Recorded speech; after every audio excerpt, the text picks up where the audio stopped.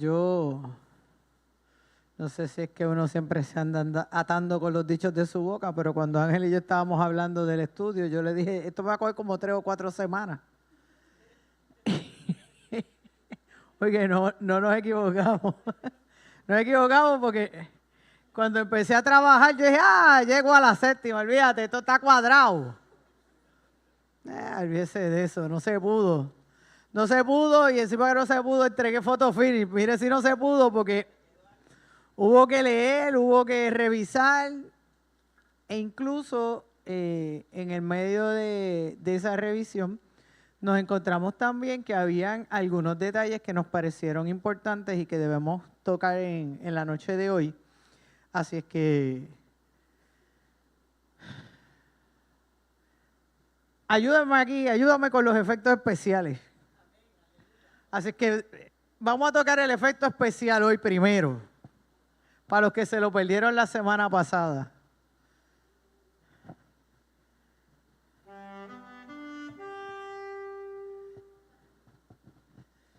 Bueno, la semana pasada yo lo dejé en el versículo 12 del capítulo 8, ¿verdad?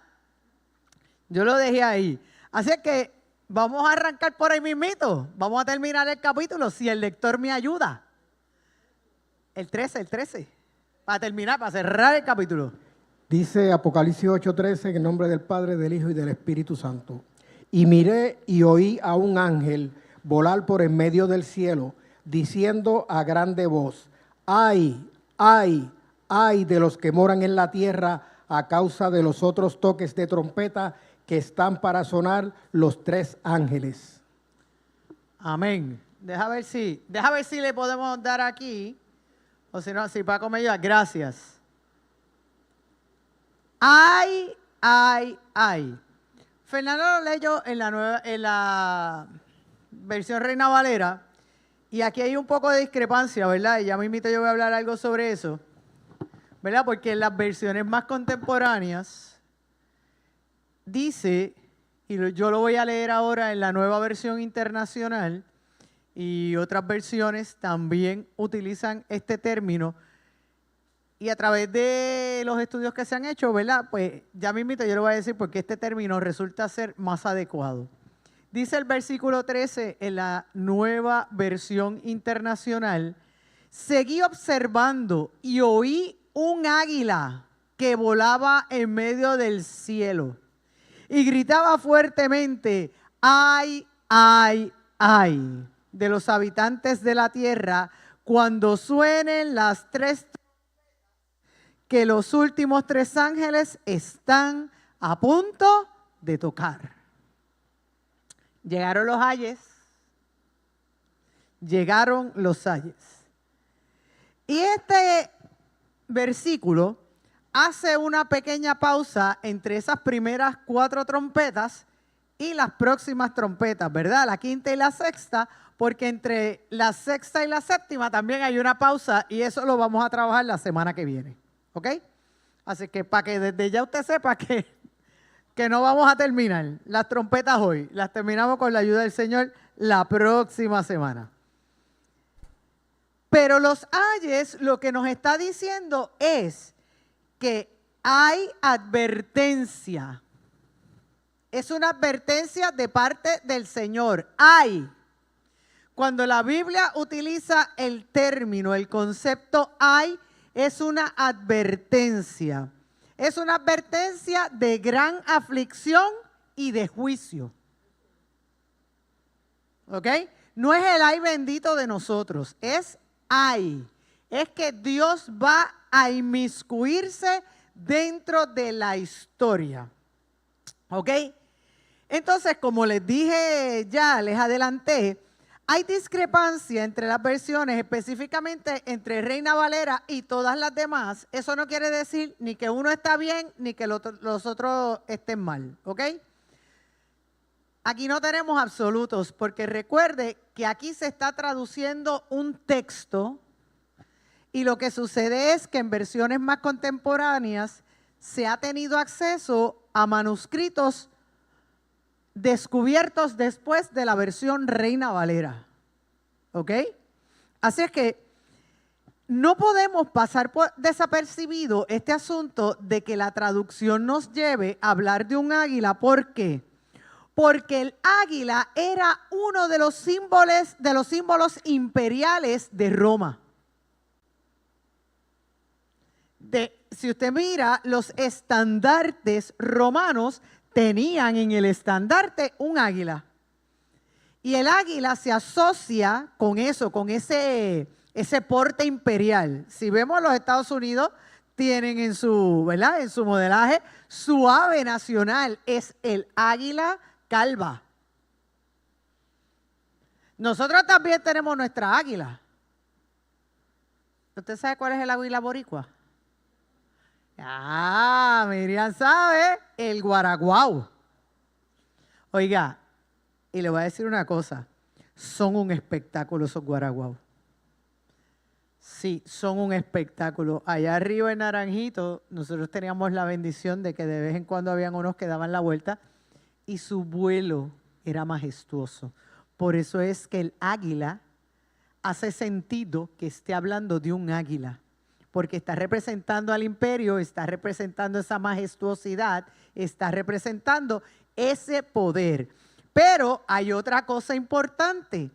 En la antigüedad, cuando un águila estaba sola sobrevolando algún territorio, se entendía que era una maldición que venía por ahí. Y el águila es el ave que más alto vuela. De hecho, el águila, y eso lo hemos leído en muchas ocasiones y hasta se ha usado en predicaciones y cosas que yo he escuchado, por eso es que sobrevuela la tormenta, ¿verdad? Porque puede sobrevolar a esa altura. Pero el que hubiese un águila solitaria implica que había una maldición rondando. ¿Qué mayor maldición que el imperio? Para ese pueblo creyente que estaba siendo, ¿qué? Aniquilado.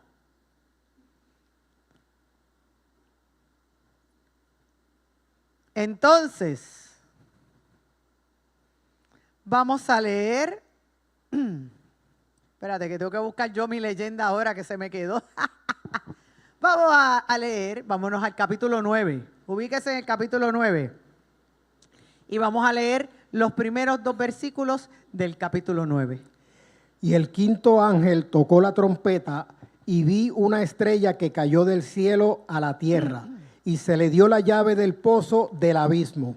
Y abrió el pozo del abismo y subió humo del pozo como el humo de un gran horno, y el sol y el aire fueron oscurecidos por el humo del pozo.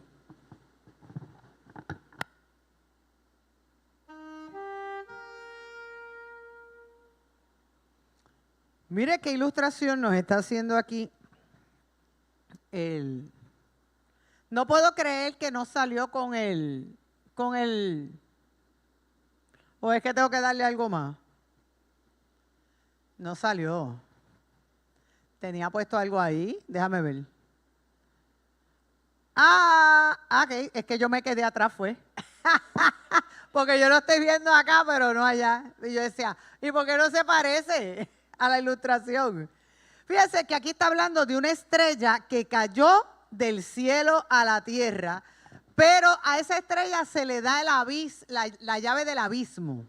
Y el abismo es lo que en el mundo antiguo se llamaba el inframundo, ¿verdad? O ese mundo de los muertos, o ese mundo donde habitaban los poderes demoníacos, ¿ok?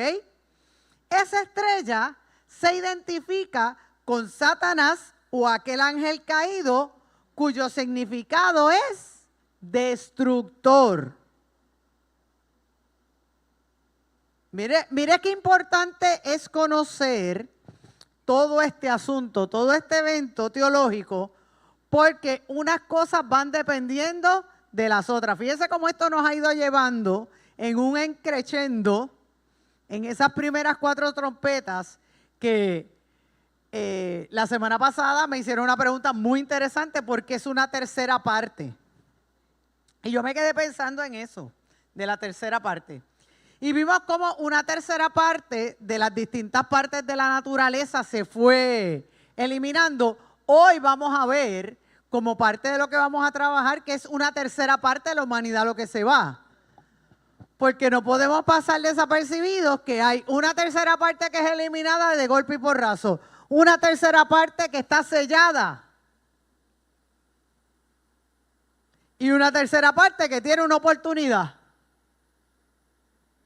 Ahí están las tres partes. Yo me quedé pensando en eso. Yo le agradezco, ¿cómo es que se llama tu suegra, José? A Betsaida que me hiciera esa pregunta porque me puso a pensar. Y quiero que sepa que eso yo no lo leí en ningún libro de los que leí, ¿sabe? Ni consulté. Yo me puse a analizar de nuevo todos esos 3 capítulos, son casi 4, desde el capítulo 8 hasta el capítulo 12 y dije, no, esta es la lógica de eso. Porque esto va aumentando en intensidad y en terror y en lo que está pasando y en las imágenes que estamos viendo.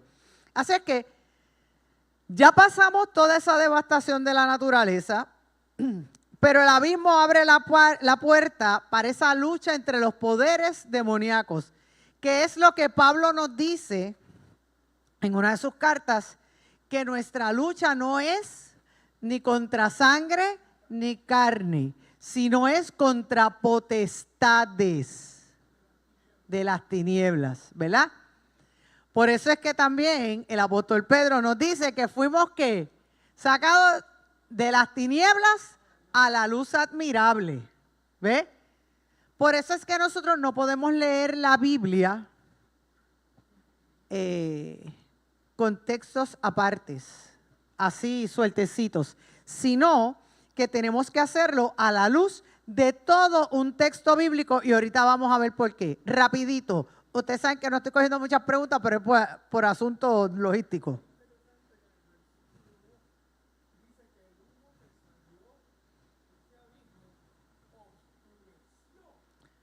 Está bien, pero estudiante aventajado, baja adelante. Baja adelante. Ese es en el próximo slide, no he terminado este. Vamos a Lucas 10, 18. Y les dijo, yo veía a Satanás como rayo caer del cielo. ¿Quién dijo eso? Jesús dijo eso. Eso es en el Evangelio de Lucas. Ajá. Yo lo vi que cayó del cielo. Lo bajaron a patar. Pero fíjese qué interesante lo que ese versículo 1 dice, que se le dio la llave.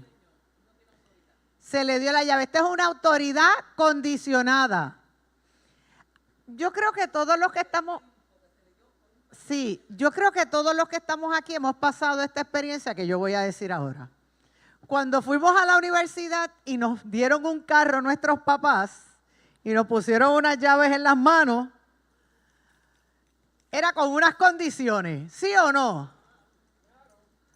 Las llaves iban con condiciones. Digo, yo no sé si a ti te las hicieron, pero si no yo te voy a hacer las mías. Es para ir y venir a la universidad. No es para darle pon a nadie.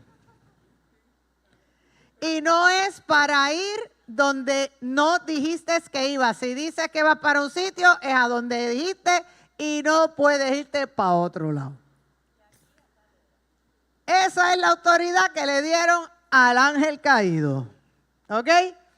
Te voy a dar las llaves, pero tú no eres quien tiene la autoridad. Porque vimos en capítulos anteriores que a quién le dieron las llaves del Hades. ¿A Cristo? Claro, claro. Por eso es que, mire, es importante. Este estudio va cogiendo un hilo. Esto se va, mire, esto es como cuando usted va a tejer, que tiene un bollito de hilo. Pues este bollito es desde el principio hasta que se acabe el bollito de hilo, ¿ok? Así es que no se le da, se le dan las llaves. Entonces, vamos al abismo. Vamos al abismo. El abismo y el humo del pozo. Cuando nosotros vemos que hay un fuego, usualmente vemos todo ese humo negro que sube, esa humarada negra que sube, que a veces es difícil ver, ¿verdad? Yo no sé cuántos recuerdan que no hace mucho hubo un incendio aquí en Caguas, que se veía toda esa nube negra que fue en una, pero también aquí en Caguas, en una planta de estas de reciclaje de gomas. Cerca de Ana Geméndez. Ajá, era la guardarraya, es correcto. Y entonces usted ve toda esa nube negra. Pues mire, algo parecido es lo que está sucediendo aquí. El abismo del que nos relata el libro de Apocalipsis parece ser un lugar intermedio donde habitan las fuerzas del mal, ¿verdad? Allí están los ángeles caídos, los demonios, el falso profeta, la bestia y Satanás. Todo el mundo está allí junto y revuelto. Por eso es que vemos que sale un humo denso, es tinieblas, son las tinieblas. Las tinieblas se están cubriendo, por eso es que nos dice ese versículo 2 que se oscureció todo. Es tan denso que representa todo lo que no es bueno. Todo lo que no es bueno para el ser humano, eso es lo que representa ese humo que sube del abismo. Todo lo malo está afuera. Yo creo que el abismo ya lo abrieron. Pues ¿sabes qué? Hay días que pienso que el abismo anda medio abierto. Oye, porque la verdad que cuando miramos a nuestro alrededor, vivimos en un mundo donde ya a todo lo malo le llamamos bueno.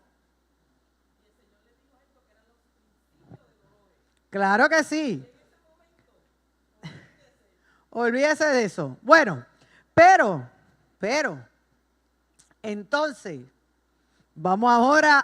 ahora vamos para la carne de esto. Vamos para la carne ahora por ahí para abajo. Vamos a leer los versículos del 3 al 10. Capítulo 9, los versículos del 3 al 10. Y salieron del humo langostas sobre la tierra, y se les dio potestad, como tienen potestad los escorpiones de la tierra. Y se les mandó que no hiciesen daño a la hierba de la tierra, ni a cosa verde alguna, ni a ningún árbol, sino solamente a los hombres que no tienen el sello de Dios en sus frentes. Y se les dio que no los matasen, sino que los atormentasen durante 5 meses. Y su tormento era como el tormento del escorpión cuando hiere al hombre. Y en aquellos días buscarán los hombres la muerte y no la hallarán, y desearán morir, y la muerte huirá de ellos. Y el aspecto de las langostas era semejante a caballos preparados para la batalla, y sobre sus cabezas como coronas semejantes al oro, y sus rostros como rostros de hombre. Y tenían cabellos como cabellos de mujeres, y sus dientes como dientes de leones. Y tenían corazas como corazas de hierro, y el ruido de sus alas como ruido de carros con muchos caballos corriendo a la batalla. Y tenían colas semejantes a escorpiones y a aguijones, y en sus colas tenían su potestad de hacer daño a los hombres por 5 meses. Amén. ¿Qué? Aquí sí que la cosa se puso. Fernando, yo te tengo por ahí, yo no sé si yo te di estos textos, pero anótalos por ahí porque ya mismito los vamos a leer. Se me pasaron. Cuando estaba tratando de enviarte todos los textos, estos se me pasaron. Anota por ahí. Éxodo 10, el 14 y 15.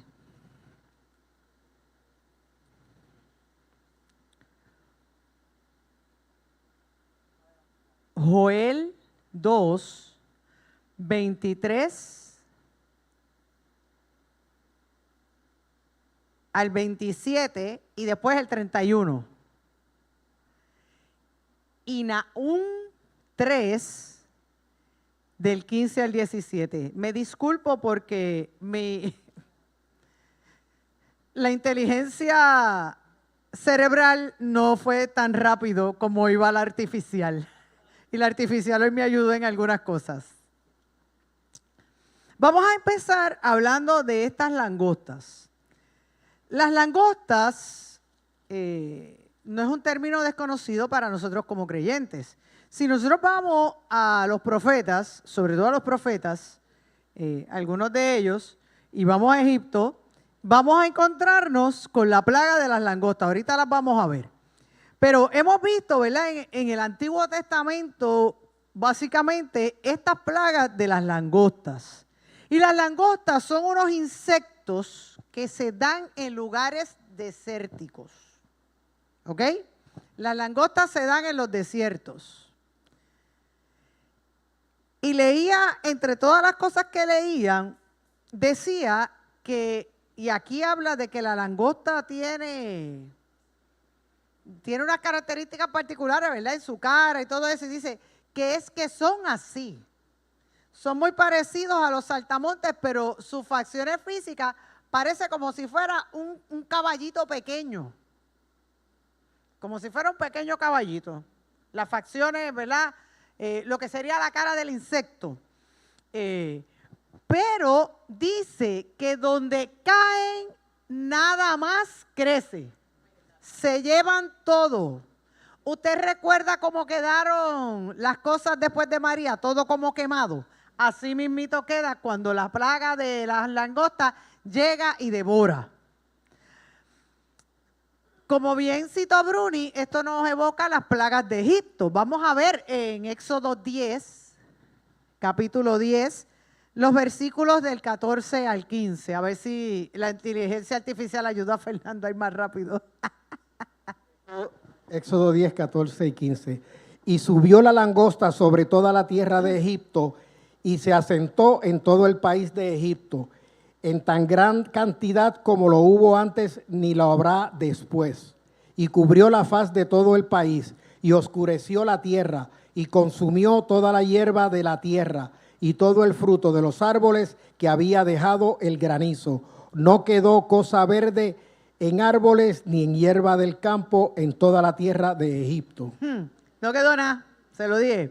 Y en lo que Fernando nos va buscando el próximo texto, que es el de Joel, otra cosa que a mí me estuvo muy interesante al leer sobre las langostas es que son como si fuera una gran multitud y el ruido que hacen es ensordecedor.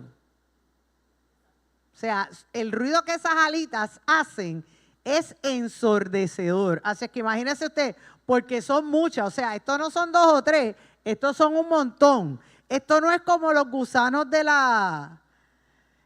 los gusanos verdes que se comen los gandules. Si usted nunca ha granado gandules, pues usted no sabe de lo que yo estoy hablando, pero si usted ha vivido esa experiencia y ha recogido gandules alguna vez en su vida, los gandules tienen gusanos. Yo conozco gente que si tienen gusanos no los tocan. Digo, pero te los comes, ¿verdad? Pero cuando usted abre ese gandul, usted se da cuenta que se han comido parcialmente y a veces te encuentras con par de bolsillitos en la vaina que están ya, que se los comieron. Así es que esto no es eso, estos son como tener el grillito ese, como el coquí de Marilyn en la ventana, haciendo ruido. Y anda siempre, y siempre es una multitud la que anda. Vamos a escuchar ese texto de Joel. Escúchelo bien porque está bien interesante.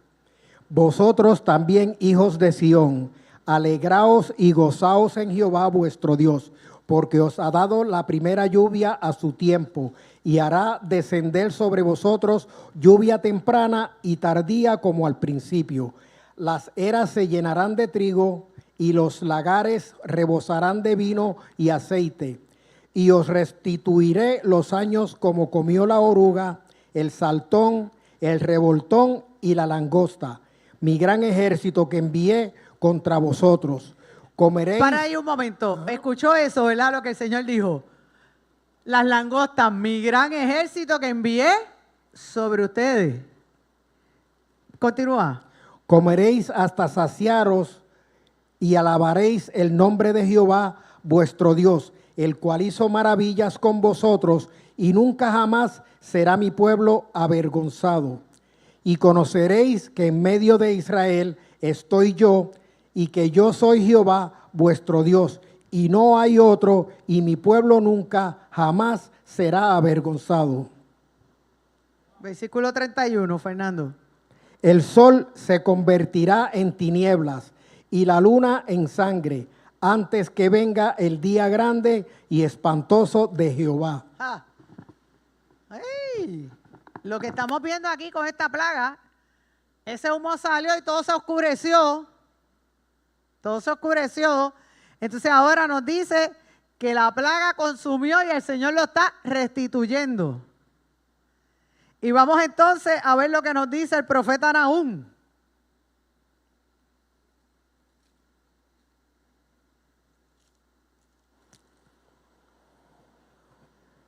Allí te consumirá el fuego, te talará la espada, te devorará como pulgón, multiplícate como langosta, multiplícate como el langostón.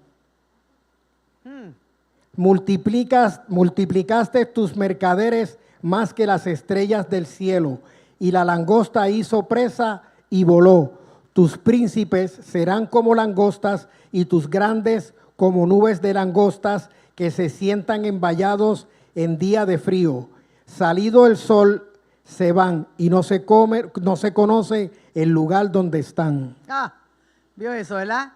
Atacan de noche. No de día, atacan de noche. Ay, perdón. No. Termina. Tus príncipes serán como langostas, y tus grandes como nubes de langostas que se sientan envallados en día de frío. Salido el sol se van, y no se conoce el lugar donde están. De día están escondidas. De noche salen y atacan la cosecha.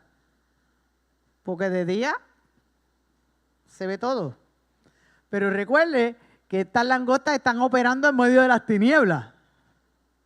En medio de ese momentín negro, en medio de ese abismo. De ahí es que están saliendo. Pero ¿cómo entonces las describe? Fíjese cómo se va dando esto. Vamos a ver las características de estas langostas.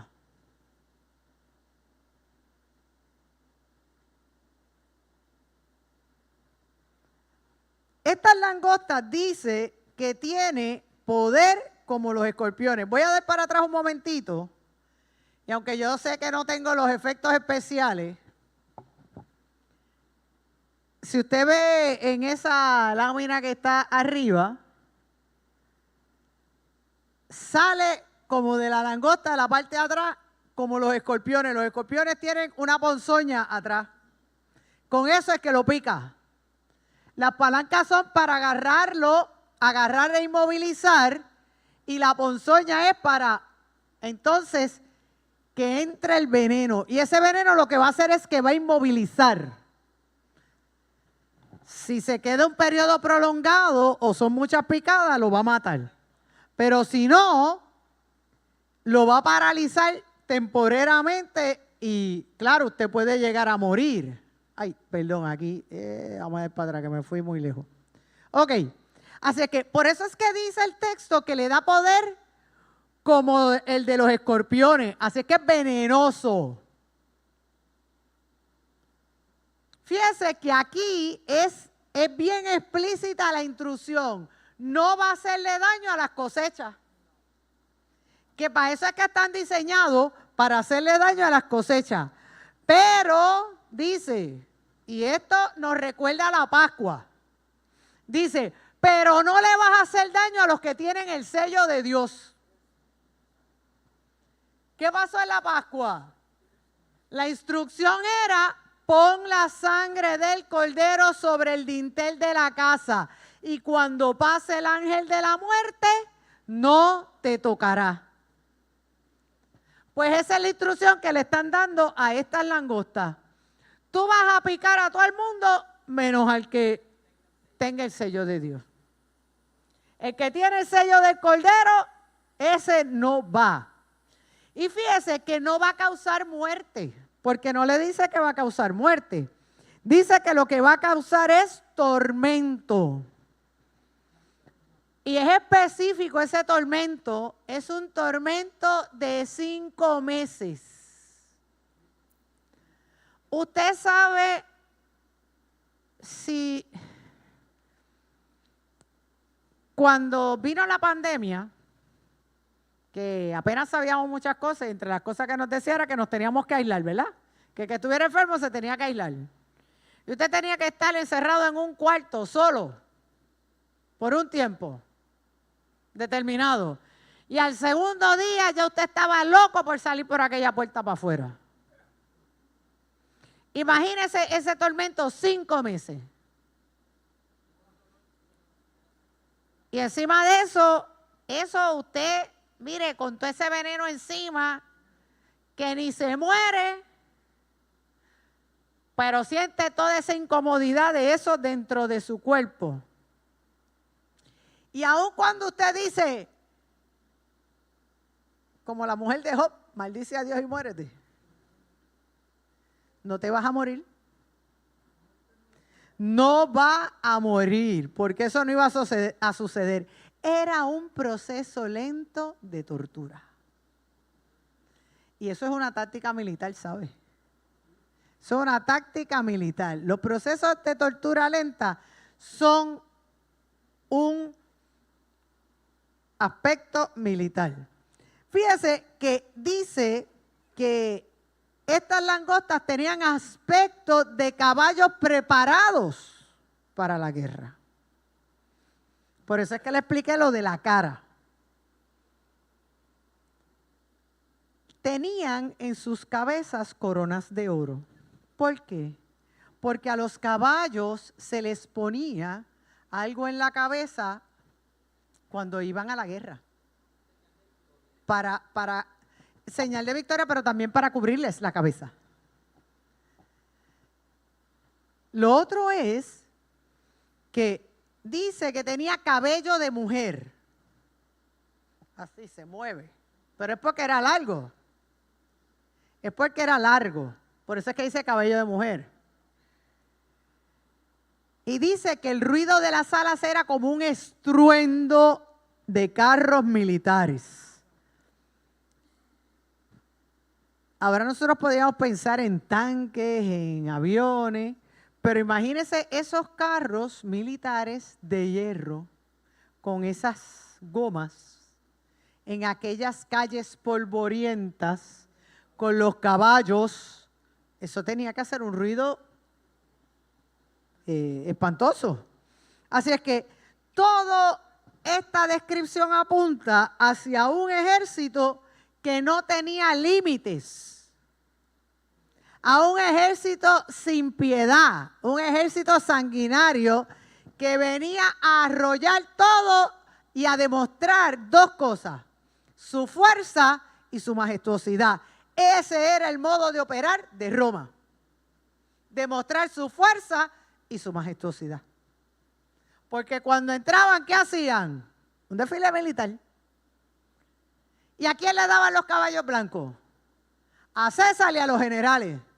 A los demás le tocaban los otros caballos, los bravos y los prietos. Pero para los generales y para el César estaban guardados los caballos blancos. ¿Ve cómo esto va cogiendo, ¿verdad?, sentido? ¿Cómo el código va cobrando sentido? ¿Cómo el que lee puede entender?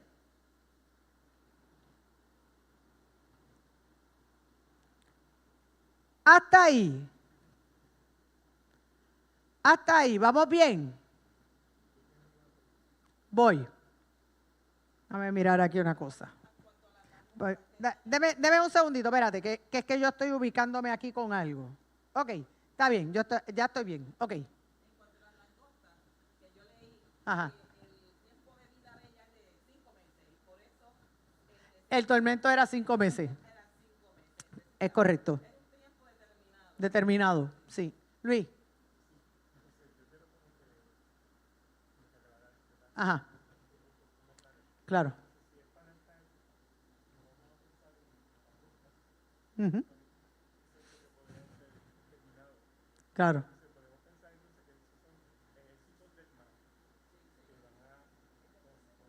¿Son poderes demoníacos? Podría ser con armamentos modernos, podrían ser...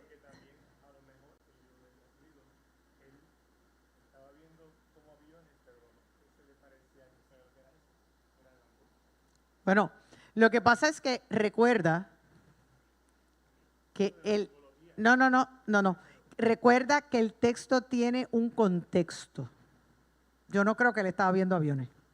Yo creo que él estaba viendo lo que era conocido a su mundo. Él está escribiendo desde la perspectiva de su mundo conocido. Nosotros ahora lo podríamos reinterpretar.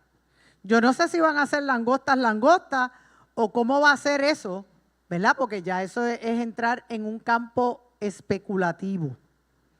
Pero el vidente está escribiendo dentro de su contexto original. Nosotros no podemos separar las visiones del contexto original. Por ejemplo, y con esto voy a cerrar, si nosotros nos vamos al libro de Daniel y hablamos de la estatua de Nabucodonosor, hay varias interpretaciones entre qué imperio era cuál, pero básicamente eso es lo que está diciendo, porque la estatua tenía distintos tipos de metales, todos no eran iguales, pero todos de una u otra forma se asemejaban ¿a qué? A civilizaciones conocidas, no desconocidas, a civilizaciones conocidas en ese mundo antiguo. Entonces, nosotros no podemos separar el texto y todo lo que está escrito en el texto, nosotros no podemos necesariamente traspolarlo exacto a nuestro tiempo, porque la distancia cronológica es demasiada, es demasiada. Yo me atrevería a decir que el vidente lo que vio fueron las langostas, porque es lo que entendía su mundo. O sea, y es común en esa área también, porque esa es un área desértica, es un área árida, donde eso abunda. Nosotros no lo entendemos porque nosotros vivimos en otro tipo de clima, pero en el clima desértico esto es entendido, y ese es el clima de esa región. Y él está escribiendo para esa región. Ah, que nosotros estamos leyendo la Biblia, claro. Y esto es palabra de Dios. ¿Y cómo Dios va a cumplir esto? Ah, yo no sé. Yo espero que las trompetas sí suenen, porque entonces ya yo voy a saber. Voy contando 1, 2, 3, 4, 5. Y ya ahí lo resuelvo. Y ya yo sé que el sonido va a ser estruendoso. Ajá. La última pregunta que voy a coger.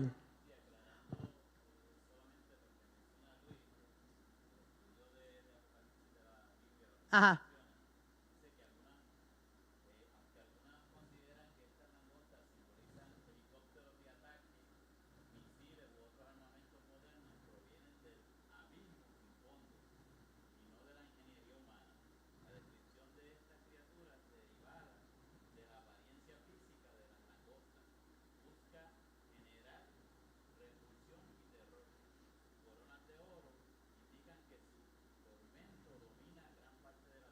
Es correcto. ¿Ve?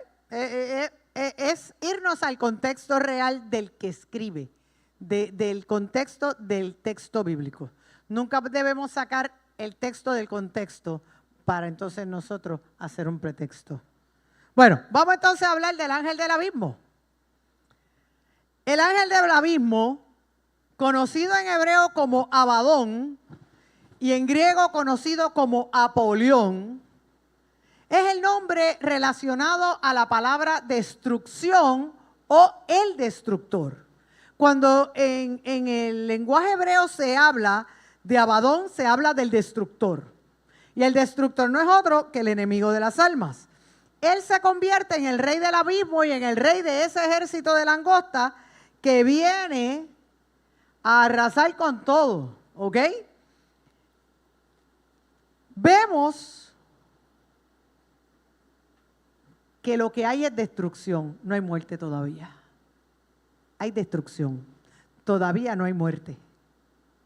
Fíjese, y eso es bien importante, porque es un ay, es sinónimo de tormento, es sinónimo de juicio.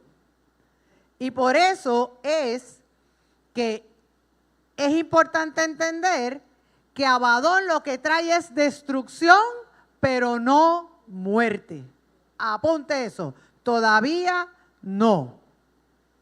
Entonces, vamos para la sexta trompeta.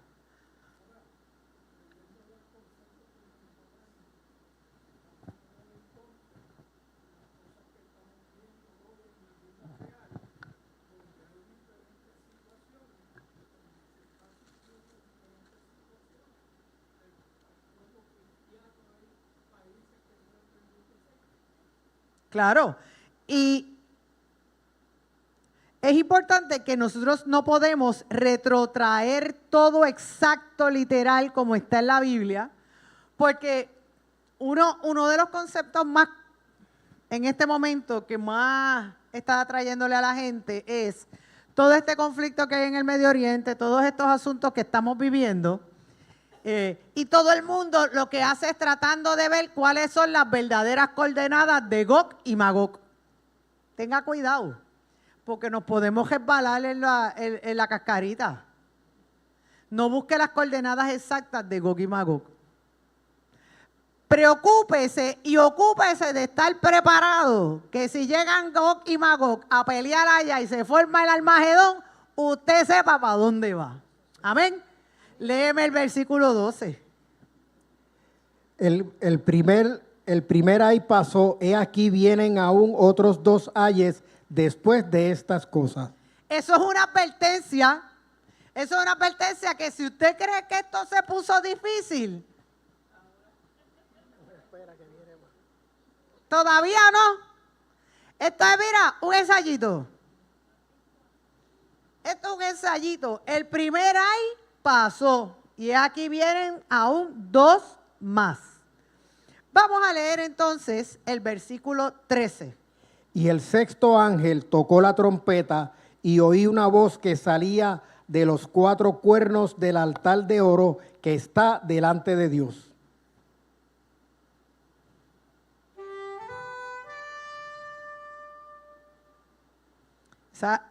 La última tiene que sonar, la de la semana que viene, Charlie, tiene que sonar casi como cuando uno va al Cementerio Nacional. La de la semana que viene. Ta, ta, ta, ta, ta, ta. Para que, mira, tú pon música de Cementerio Nacional y vas a encontrarlo. Música de los veteranos. Fíjese que cuando comenzamos esta visión,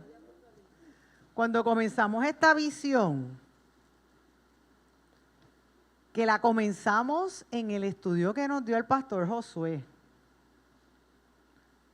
que Juan estaba asomado a la puerta. Juan estaba asomadito. Vimos que había un altar, ¿verdad? Y el altar estaba diseñado. Los cuernos son importantes, ¿por qué? Porque los cuernos del altar, ahí era que se guardaba el aceite, ¿ok? Pero cuando entonces entramos en la visión de las trompetas, dice que en el altar estaban que las oraciones de los santos, ¿verdad? Y que las trompetas eran, y las plagas de las trompetas eran la respuesta a esas oraciones, al sufrimiento de ese pueblo. Y las respuestas fueron ¿qué? No, las respuestas fueron truenos, relámpagos, fuego, ¿verdad? Se parecía un poquito a aquel al monte que humeaba. Pero también muy parecido a lo que le pasó al profeta Elías. Y vino el fuego, y vino el terremoto, y vino el trueno, y allí no estaba el Señor. Ahora tenemos una voz que está dando instrucciones al sexto ángel. Ahora, fíjense que al otro ángel, al quinto, le dijeron, bueno, pues yo te voy a dar estas llaves. A este le están dando unas instrucciones específicas. Vamos a ver esas instrucciones. Vamos a ver esas instrucciones. Vamos a leer los versículos del 14 al 19 para entrar en esas instrucciones. Y ahí puede que me detenga un poquito en esta trompeta porque hay unos cuantos conceptos importantes para discutir. Y diciendo al sexto ángel que tenía la trompeta, suelta a los 4 ángeles que están atados en el gran río Éufrates. Y los 4 ángeles que estaban preparados para la hora, el día, el mes y el año, fueron desatados para matar la tercera parte de los hombres. Y el número de los ejércitos de los que montaban a caballo eran 200 millones. Y oí el número de ellos. Y así vi los caballos en la visión. Y los que los montaban tenían corazas de fuego, de jacinto y de azufre. Y las cabezas de los caballos eran como cabezas de leones, y de su boca salía fuego, humo y azufre.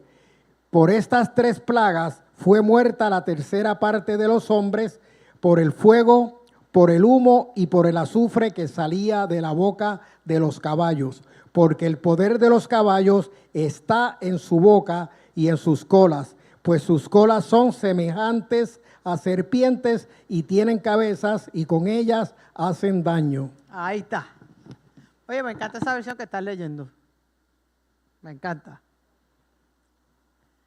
Desata a los 4 ángeles que están atados junto al gran río Éufrates. Ahorita ya voy a hablar del río Éufrates, pero vamos a ir al libro de Génesis, capítulo 2, Génesis 2, versículos del 8 al 14, para que vean la importancia que tiene el río Éufrates. Y Jehová Dios plantó un huerto en Edén, al oriente, y puso allí al hombre que había formado.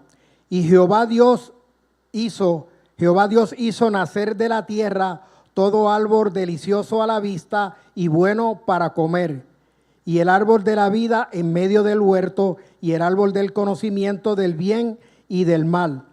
El nombre del primero es Pisón. Este es el que rodea toda la tierra de Havilá, donde hay oro, y el oro de aquella tierra es bueno. Allí hay también bedelio y onice. Y el nombre del segundo río es Gihón. Este es el que rodea toda la tierra de Cus. Y el nombre del tercer río es Hidekel. Este es el que va al oriente de Asiria. Y el cuarto río es el Éufrates. Importante aquí. Sobre el río Pisón y el río Gihón no hay rastro, no los podemos ubicar. El río identificado aquí como Hidekel no es otro que el río Tigris. ¿Ok? Y el otro río importante dentro del Edén es el Éufrates. Vamos a leer el versículo 15, el capítulo 15, el versículo 18, para que veamos la relevancia grande que toma el río Éufrates dentro de la historia de la humanidad y específicamente del pueblo de Israel. En aquel día hizo Jehová un pacto con Abraham, diciendo: a tu descendencia he dado esta tierra, desde el río de Egipto hasta el gran río Éufrates. Fíjese cómo lo describen todos los textos que hemos leído. El gran río Éufrates. Asiria y Babilonia así como Media y los partos, son parte de esas civilizaciones al oriente del río Éufrates. Todas esas civilizaciones se dan en esa área del gran río Éufrates, pero todos son enemigos históricos de Israel. Incluso eran enemigos del Imperio Romano, porque los límites del imperio llegaban hasta ahí. Ese era el límite territorial de Roma, porque ellos entendían que lo que había de ahí para allá eran bárbaros, y con esos bárbaros ellos no se iban a meter. Así es que todos esos pueblos representaban una amenaza tanto para Israel como para Roma. ¿Ok?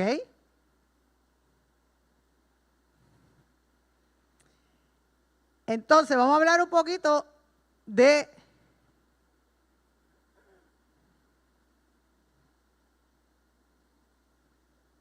yo creo que fue que yo lo pasé después. Vamos a hablar un poquito del río Éufrates, por la importancia bíblica que tiene. Fíjense que el río Éufrates lo vemos en el Génesis, al principio, pero nos lo volvemos a encontrar ahora aquí en el Apocalipsis. Así que es vital para el entendimiento de nuestra vida como creyentes. El río Éufrates es el río más largo de Asia Occidental y es una de las principales cunas de la civilización humana. Eso está pero probado, certificado, con cuanto carbón de eso de hacer pruebas de tiempo. Eso está más que probado. El tiempo del Éufrates tiene más de qué sé yo cuántos millones de años. Ese río nace en las montañas de Anatolia, en Turquía, y sigue bajando por ahí, atraviesa a Siria, a Irak, y desemboca en el Golfo Pérsico cuando se une con el río Tigris y forman un canal que, si la memoria no me traiciona porque no lo escribí, se llama Al-Shabat. Y ahí desemboca en el Golfo Pérsico. Vemos que es mencionado, como dije, en el Génesis, pero también en el Apocalipsis. Así que tiene una relevancia histórica medular. Y actualmente, usted sabe que yo he comentado aquí que las últimas guerras van a ser por agua. Actualmente enfrenta un grave proceso de desecación. Eso quiere decir que se está secando, que se está encogiendo. Pero parte del problema lo causa, uno, el cambio climático, las altas temperaturas, todas esas cosas. Pero además de eso, ponga atención a lo que voy a decir ahora. En Turquía se han construido, allá donde comienza el río, en esa área, un poco más abajo, se han construido varias represas. ¿Qué pasa con eso? Aguanta el cauce del río. ¿Por qué Israel no cede las alturas de Golán? Porque de ahí viene el agua. Allá Siria que resuelva su problema, pero no se las vamos a devolver. Lo sentimos. Ya nosotros nos ganamos en la guerra de los 6 días.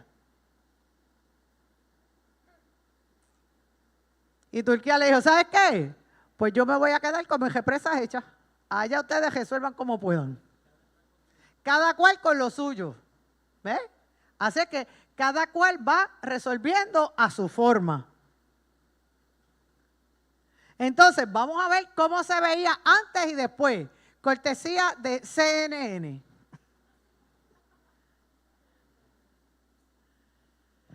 Aquí estoy mirando así de frente como usted. A la izquierda vemos dónde comienza el río Éufrates, allá en el área de Turquía, cómo viene desembocando. Mire que el Tigris va paralelo a él. Van en paralelo y se unen antes de desembocar en el Golfo Pérsico. ¿Ok? Lo vio, ¿verdad? A la izquierda. A la derecha, usted ve en la foto izquierda, es como estaba antes el río Éufrates. Mire cómo está ahora. Toda esa área que vemos oscura, todo eso era agua. Mire ahora lo que queda de agua. Así es que vamos. Así es que vamos en este tiempo. Y de hecho, si usted googlea, se va a encontrar mucho asunto de cómo esto de alguna forma se ata un poquito al capítulo 16, pero yo no me voy a meter en eso. Eso es para el de nosotros tres que le toquen las copas, que yo creo que va a ser a Ángel. Yo creo que esa le va a tocar a Ángel. Esa le va a tocar a Ángel. Porque a Josué le va a tocar la mujer y el dragón y las bestias. Dito, no era mi intención, ¿ves? No era mi intención. Esto es como salió. A mí me tocaron 2:7. Estos 4 ángeles vienen con un propósito definido. Y no vienen solitos. Estos no son como los que Ángel nos presentó. Aquellos eran 4 jinetes y cada uno operaba de manera individual. Estos no. Estos vienen en combo. Estos vienen acompañados. Dice que vienen acompañados de jinetes y caballos. Y su fin principal es causar muerte. Ahora sí estamos hablando de muerte. Ahora sí estamos hablando de muerte. El ejército, fíjese que dice que eran 200 millones. No se quede en el número. El número es una forma de decir que era un ejército grande. Es como los 144,000. Porque si fueran 144,000 ya estaba lleno y nosotros no teníamos oportunidad. Si fueran exactamente 144, ¿ves? Así que esto lo que nos quiere decir es que es un ejército numeroso. Un ejército grande, un ejército que viene, mire, a arrollar, a avasallar. ¿Y cómo habla de esos caballos y jinetes? Vamos, me fui, ese no era. Ahora. Hay que cambiar las baterías. O yo no sé si es el operador detrás de la cosa esta. Los caballos estaban cubiertos con corazas de fuego, de zafiro y de azufre. 3 elementos particulares. Fíjese, el fuego, ¿verdad? Es simbolizado por el color rojo. El humo, ¿verdad? Es como el zafiro, es azul. Y el azufre es rancio amarillo. Y ya esos términos, esa terminología la hemos visto. La vimos en los sellos. La vimos en los sellos y la vimos en los 4 jinetes del Apocalipsis, ¿verdad? En esos 4 jinetes. Cuando vimos los sellos. Las corazas de fuego es porque, mire, va a empezar a sacar por esa boca fuego, fuego. Y fíjese que dice que lo que bota es fuego, humo y azufre. Yo no sé usted, pero para mí eso evoca un dragón. Y el dragón lo vamos a ver más adelante, aquí. Ajá.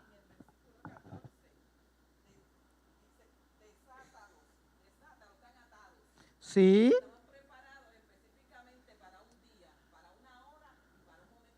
Por eso fue que dije que estos ángeles tienen un propósito específico. Por eso fue que hice hincapié en eso. Las colas de estos caballos, fíjese, son semejantes a las serpientes. ¿Y qué hace la serpiente? Muerde y destruye. Así es que tanto la cabeza del caballo, que bota fuego, que bota azufre, te va a matar o con el fuego o con el olor del azufre, o te va a matar con la cabeza de la serpiente que está en las colas. O sea, el que está al frente y el que está detrás del caballo va a morir. Porque por algún lugar te van a coger. Todos los elementos, todos estos elementos de fuego, humo, azufre, serpiente, todo eso lo vamos a seguir viendo aquí. Ahora es que esto se pone, mire, por eso es que le digo que esto va aumentando en intensidad. Y al igual que en las primeras 4 trompetas, fíjese que hace énfasis que la destrucción, en las primeras 4, la destrucción es de 1/3 parte de la naturaleza, ahora la destrucción es de 1/3 parte de los seres humanos. Esa es la misión específica de esta trompeta. La muerte, todo a 1/3 parte de los que no tienen el sello. Si no han sido sellados por el Cordero, se van. Puede caer en esta 1/3 parte. Porque hay otros que se las traen. Vamos a leer los versículos 20 y 21.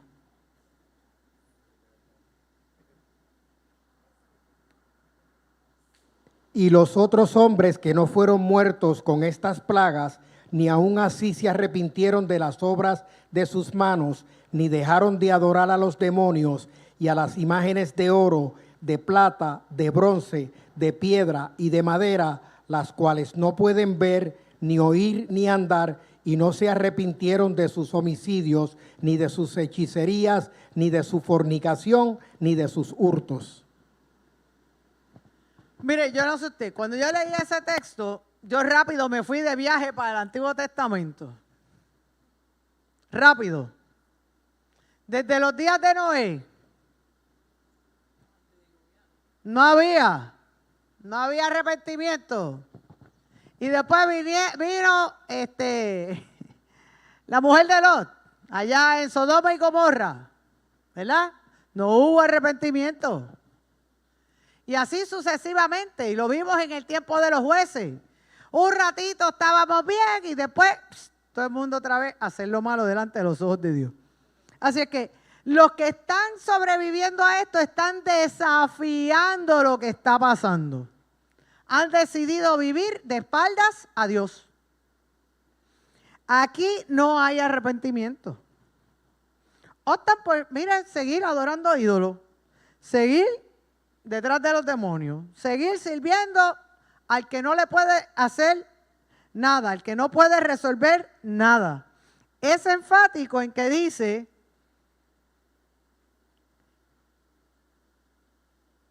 ni aún así se arrepintieron. Ni aún así se arrepintieron. Dios nos da una oportunidad todos los días para arrepentirnos. De los ídolos, de adorar a los ídolos de oro, de plata, de bronce, de madera, de lo que usted quiera. Póngale el nombre que usted quiera. Pero siempre Dios nos está dando una oportunidad de arrepentimiento. Lo vimos en las 7 cartas. Todas tenían una oportunidad de arrepentimiento. Todas las cartas abrían la puerta para el arrepentimiento. Resumimos. Del juicio de Dios no podemos escapar.